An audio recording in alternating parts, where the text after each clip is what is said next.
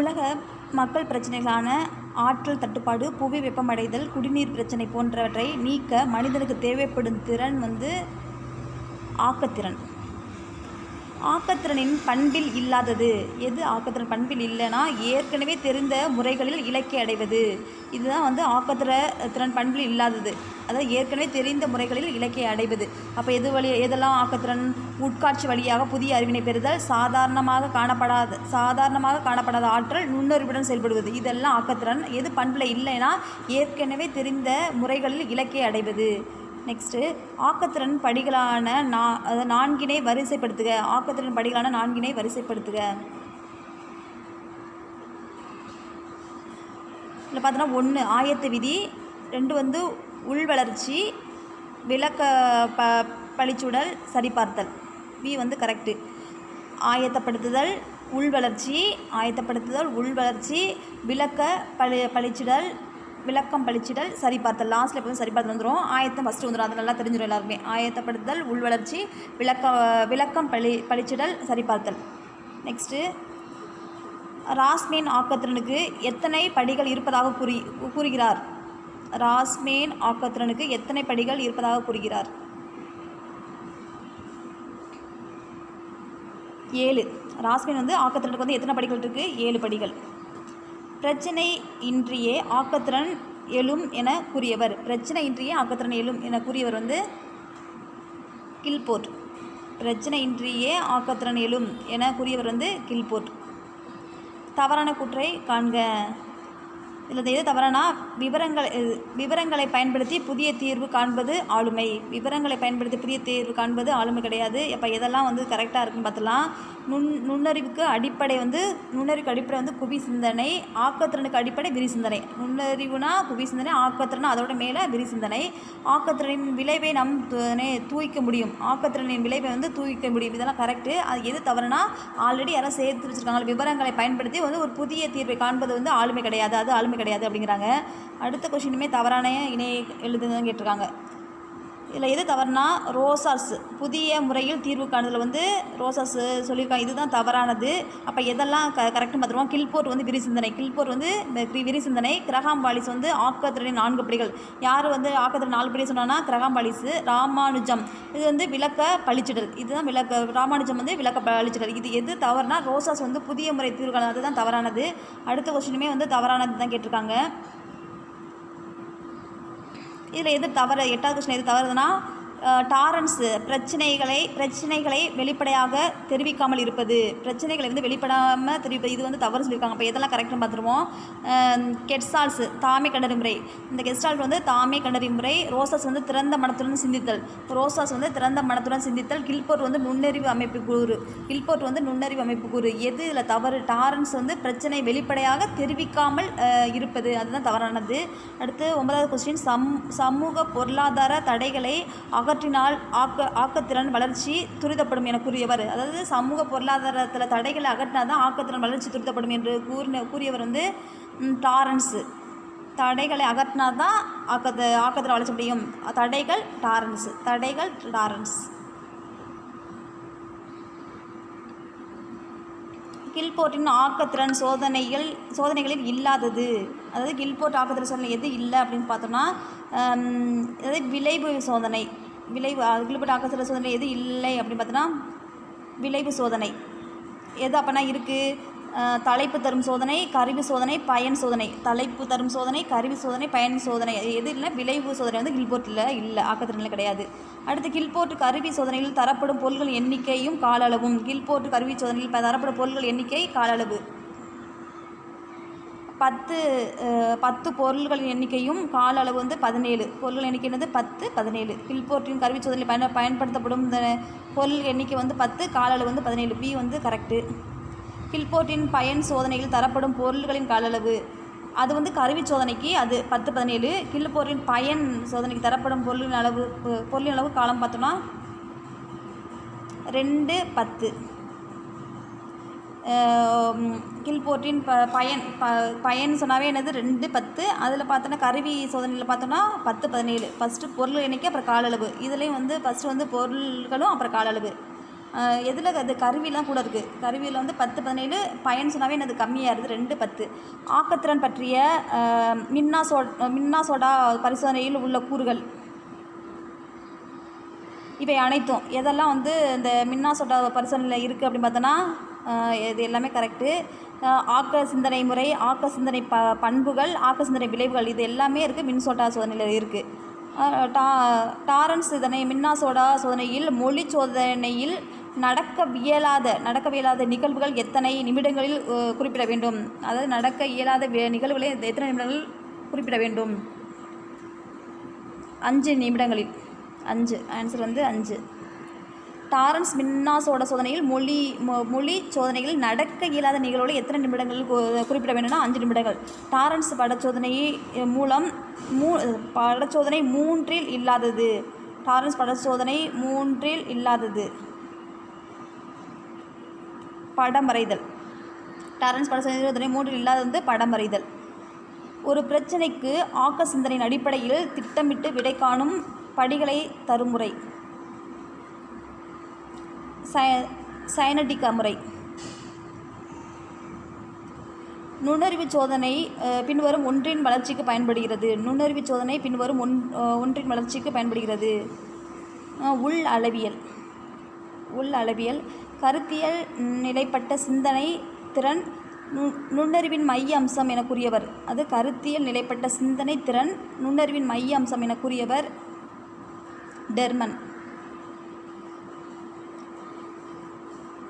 தவறான இணை பார்க்கலாம். இதில் வந்து ஸ்டெரிட் என்பது தான் கனமான சிக்கலான செயல்களை திறம்பட செய்து முடிப்பது அப்படின்னு இது வந்து தவறான இணை. அப்போ எது கரெக்டுன்னு பார்த்துடலாம்.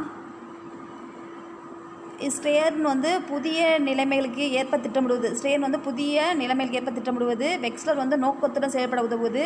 தார்ண்டைக் வந்து புதிய நிலைமைகளில் திறம்பட இயங்குவது. இதில் தவறான பார்த்தோம்னா இந்த ஸ்டெரிட் வந்து கடினமான சிக்கலான செயல்களை திறம்பட செய்து முடிப்பது. இதுதான் வந்து இந்த ஸ்டெரிட் வந்து தவறானது. நுண்ணறிவை உயிரியல் அடிப்படையில் விளக்கியவர். நுண்ணறிவை வந்து உயிரியல் அடிப்படையில் விளக்கியவர் வந்து பியாஜே ஹப். நுண்ணறிவை வந்து உயிரியல் அடிப்படையில் விளக்கியவர் வந்து அதாவது ஏயும் பியும் கரெக்டு. உளவியல் அடிப்படையில் நுண்ணறிவை விளக்கியவர்.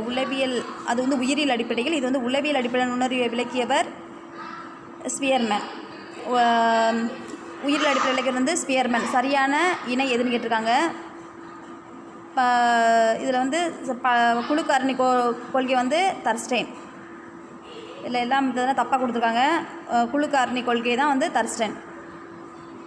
நுண்ணறிவு என்பது கருத்தியல், பொறியியல், சமூகம் ஆகிய 3 மனத்திறனை கொண்டது என கூறியவர் தார்ண்டைக். அதாவது நுண்ணறிவு என்பது கருத்தியல் இருக்கணும், பொறியியல், சமூகம் ஆகிய 3 மனத்திறன்களை கொண்டது தான் சொன்னது வந்து தார்ண்டைக்.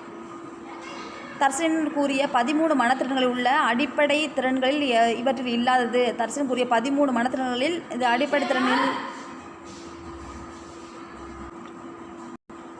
தர்சன் கூறிய 13 மனத்திறன்களில் உள்ள அடிப்படை திறன்களில் இவற்றில் இல்லாதது. சி வந்து அறிவியல் ஆற்றல். நெக்ஸ்ட்டு நுண்ணறிவு என்பது புள்ளியியல் மூலம் விளக்கியவர். நுண்ணறிவு என்பதை புள்ளியியல் மூலம் விளக்கியவர் வந்து கில்போர்ட். புள்ளியியல் கில்லு விளக்கியவர் வந்து கில்போர்ட்.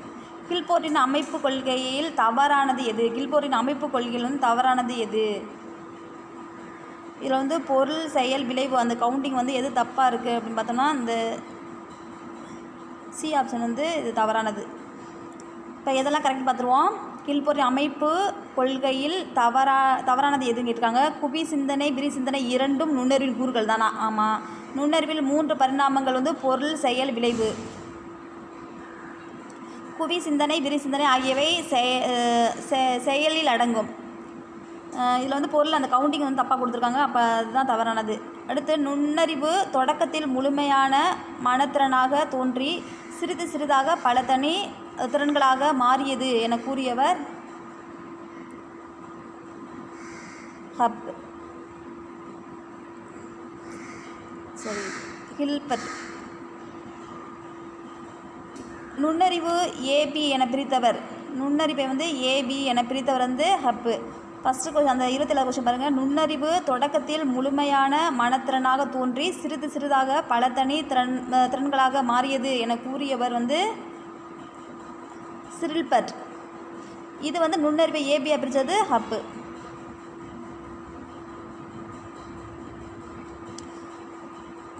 முதலில் உளவியல் ஆய்வகத்தை ஜெர்மனியில் நிறுவியவர். முதலில் வந்து உளவியல் ஆய்வகத்தை ஜெர்மனியில் நிறுவியவர் வந்து உண்டு. நுண்ணறிவை மதிப்பிட எதிர்வினை காலம், கண்பார்வை நுட்பம், உருவ நினைவாற்றல், கைப்பிடியின் வலு ஆகியவற்றை சோதிக்கும் படிகளை உருவாக்கியவர்.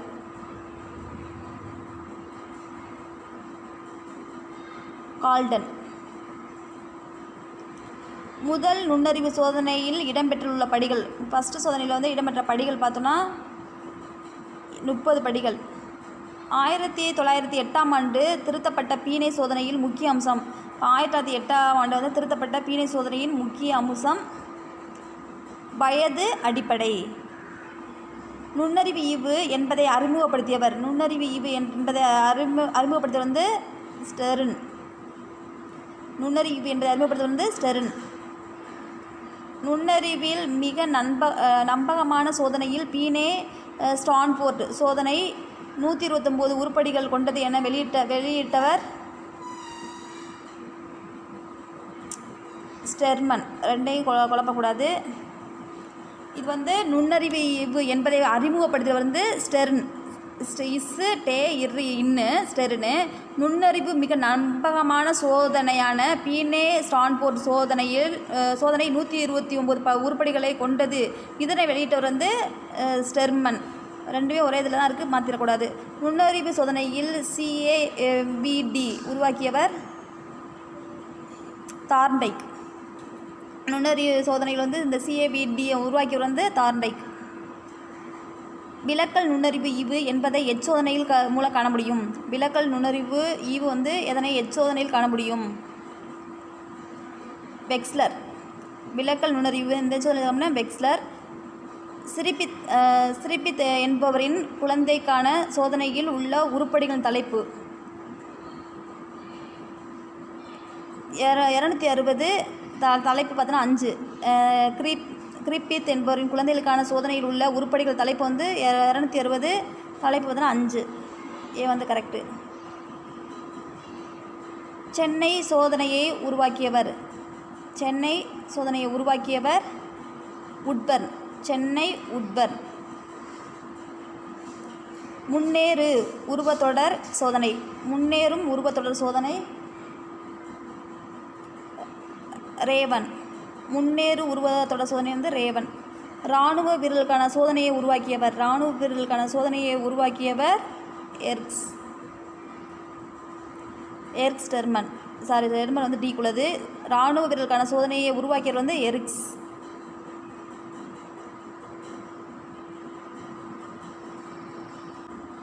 நெக்ஸ்ட் லெசன் பார்க்கலாம். ஊக்குவித்தல் கற்றலுக்கு அடிப்படை என்பதை தெளிவுபடுத்தும் விதி. ஊக்குவித்தல் தான் கற்றலுக்கு அடிப்படை என்பதை தெளிவுபடுத்தும் விதி.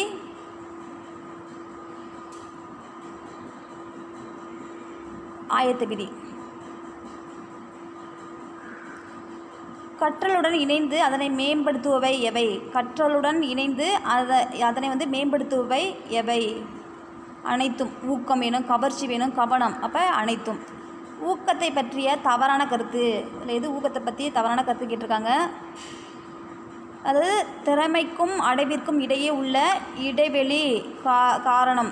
இடைவெளியை நிரப்புவது. இந்த சி ஆப்ஷன் தான் வந்து தவறான இணை. திறமைக்கும் அடைவிற்கும் இடையே உள்ள இடைவெளி காரணம். திறமைக்கும் இடைவிற்கும் இடையே உள்ள இடைவெளி காரணம். இடைவெளியை நிரப்புவது அதுதான் தவறானது. ஊக்குவித்தல் பற்றி உளவியல் அறிவு ஏன் ஆசிரியருக்கு தேவை என்பதற்கான காரணங்களில் இல்லாதது. ஏன் வந்து இது ஊக்குவித்தல் பற்றிய உளவியல் அறிவு வந்து ஏன் ஆசிரியருக்கு தேவை என்பதற்கான காரணங்களில் இதில் எது இந்த காரணம் இல்லாததுன்னு கேட்டிருக்காங்க. மாணவர்களை நல்வழிப்படுத்துதல்.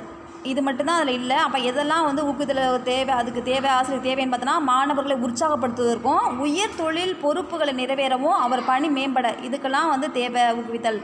அவங்க வந்து நல்வழிப்படுத்த இல்லை அப்படிங்கிறாங்க. இதுதான் அதில் இல்லாதது. டி. மோட்டிவ் என்பது எம்மொழி சொல். ஆங்கிலம். மோட்டிவ் வந்து ஆங்கிலம்.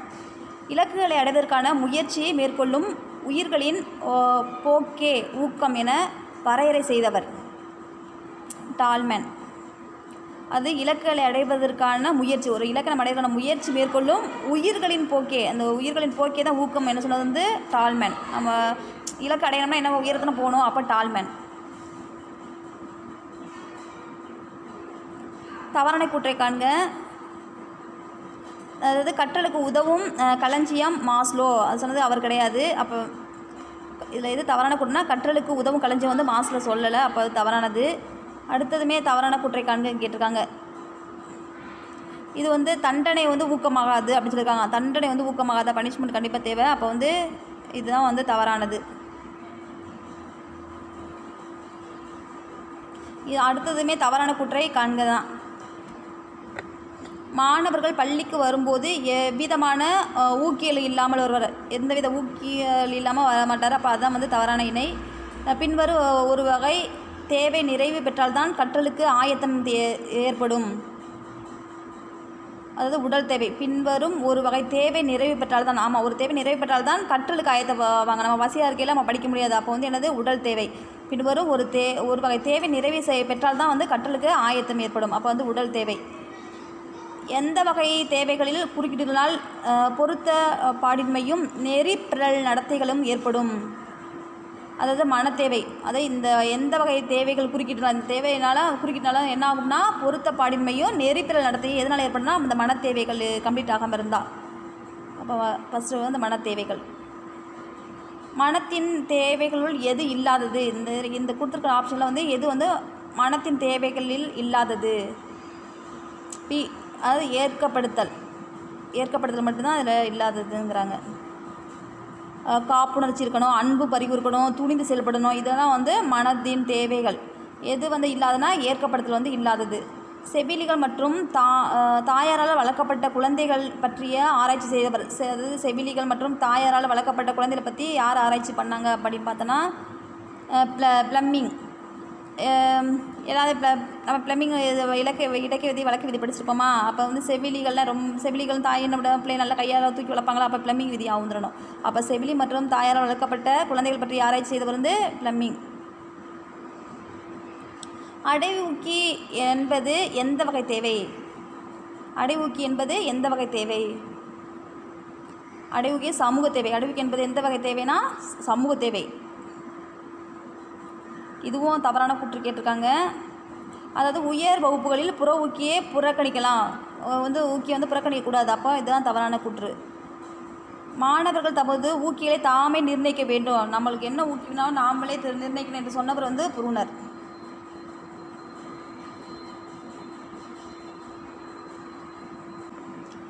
திட்டமிடப்பட்ட கற்பித்தல் பாடப்பொருட்கள் பயன்படுத்துவதன் தத்துவம் உடனடி விளைவை தருதல். சி, அதாவது இதில் வந்து கூற்று கொடுத்துருக்காங்க. இதில் எது கரெக்டாக கொடுத்துருக்காங்க? ரெண்டாவது கூற்றை பார்த்துருவோம். குறை கூறுவதை விட பாராட்டுதல் சிறந்தது என கூறியவர் ஹர்லாக். இதில் எது கரெக்டுன்னு கேட்டிருக்காங்க. 1, 2 ரெண்டுமே வந்து சரிதான். 1, 2 ரெண்டுமே சரிதான். அதாவது திட்டமிடப்பட்ட கற்பித்தலில் பாடப்பொருட்கள் பயன்படுத்தும் தத்துவம் வந்து உடனடி விளைவு தரும். அதை குறை கூறுவதை விட வந்து பாராட்டுதல் தான் சிறந்தது என கூறியவர் வந்து ஹர்லாக் தான் சொன்னார். நீங்கள் குறை கூறுவதை பாராட்டுங்க அப்படி சொன்னது வந்து லக்குன்னு சொல்லலாம். ஹர்லக். தேவையும் அவசியம் ஏற்பட்டால் தண்டனையை அளிக்கலாம். இதுவும் கூற்று 2 கூற்று கொடுத்துட்டு எது கரெக்ட்னு பார்த்துருக்காங்க. ஃபஸ்ட்டு தேவையும் அவசியம் ஏற்பட்டால் தண்டனை அளிக்கலாம். தண்டனை அளிக்கும் ஒவ்வொரு முறையும் தலைமை ஆசிரியரை அணுகுவது சிறந்தது. இது வந்து 1 மட்டும்தான் சரி. இதில் வந்து ஏ ஆப்ஷன் 1 மட்டும் சரி. அதாவது தேவையும் அவசியம் ஏற்பட்டால் தண்டனை அளிக்கலாம். உங்களுக்கு பிடிச்சதுன்னா உங்களுக்கு நல்லா படித்தா என்ன பண்ணலாம், ப்ரைஸ் கொடுக்கலாம், இல்லாட்டி பனிஷ்மெண்ட் கொடுக்கலாம். அப்போ வந்து ஃபஸ்ட் 1 தான் கரெக்டு. ஏன்னா ஒவ்வொரு டைம் நம்ம ஹெட்மாஸ்டர் போய் கேட்க முடியாதுல்ல. அடுத்து வெற்றிகள் மாணாக்கர்களின் தற்கருத்தை உயர்த்தும். 2 வந்து ஒத்துழைப்பு போட்டி இயல்பாக அமைப்பவை. இதுக்கு வந்து 1 மட்டும் தான் சரி. வெற்றிகள் மாணாக்கர்களின் நற்கருத்தை உயர்த்தும். வெற்றிகள் வந்து மாணாக்கரின் நற்கரத்தை உயர்த்தும். அடுத்து கீழே வந்து ஒத்துழைப்பு போட்டி இயல்பாகவே அமைபவை, அது வந்து தவறானது. டேஸ் என்பவர் அடைவூக்கி என்னும் கருத்தை வலியுறுத்தியுள்ளார். யார்? அறிவுசார் என்பவர் அடைவூக்கி என்னும் கருத்தை வலியுறுத்தார். டேஸ் என்பவர் அடைவூக்கி என்னும் கருத்தை வலியுறுத்தினா அறிவுசார் என்பவர் அடைவூக்கி கருத்தை வலியுறுத்தியுள்ளார். அடுத்து நடத்தையும் ஊக்குவித்தலும் உள்ள தொடர்பை தரும் கொள்கை. நடத்தைக்கும் ஊக்குவித்தலுக்கும் உள்ள தொடர்பை தரும் கொள்கை. அது எதிர்பார்ப்பு மதிப்பு. எதிர்பார்ப்பு மதிப்பு. இயற்கையிலேயே குழந்தைகள் ஆராய்வதும் செய்து பார்க்கவும் ஆர்வமுடையவர்கள் என கூறியவர் ரோசஸ்.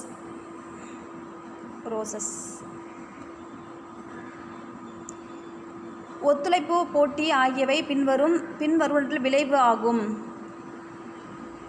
இரண்டும்.